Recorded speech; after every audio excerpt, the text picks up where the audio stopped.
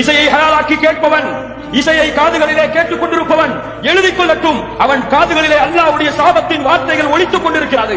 ஷைத்தானின் கீதங்களை கேட்டுக் கொண்டிருக்கிறான், நரகத்தின் பானங்களை காதுகளிலே ஊற்றிக் கொண்டிருக்கிறான்.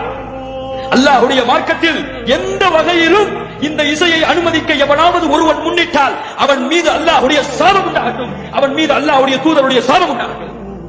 என்னங்க இசையை ஹராம்னு சொல்றீங்க? அதெல்லாம் அந்த காலத்துல அந்த இன்ஸ்ட்ருமெண்ட்லாம் இருந்துச்சா? அந்த காலத்துல இருந்துச்சா கீபோர்ட் எல்லாம்? இல்லையே. அந்த காலத்துல ஹராம் செய்யப்பட்டுச்சுன்னா இதை எங்க ரசூலுல்லாஹ் குறிப்பிட்டிருக்காங்க? எடுத்துக்காட்டுங்க பாப்போம். எதுக்கு ஹராம் சொல்லுங்க விளக்கத்தை. அல்லாஹ்வுடைய நினைவு விட்டு திருப்பதுப்பான்னு சொல்லி சில பேர் விளக்கம் சொல்லுவாங்க. அப்படியா? ஒருத்தர் சொல்றான் என்கிட்ட, நான் சுப்ஹானல்லாஹ் சொல்லிக்கிட்டே கேட்கிறேன், எனக்கு அல்லாஹ்வுடைய நினைவு அதுதானே அதிகப்படுத்துது. அப்போ அல்ஹம்துலில்லாஹ் அல்ஹம்துலில்லாஹ் அல்லாஹ்வை நினைச்சுக்கிட்டே இந்த பாட்டை கேட்டா ஹலால் ஆயிருமா? ஆயிருமா?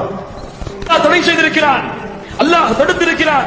அல்லாஹ்வுடைய மார்க்கத்தில் தடை செய்யப்பட்ட குற்றம் ஹராம் இது.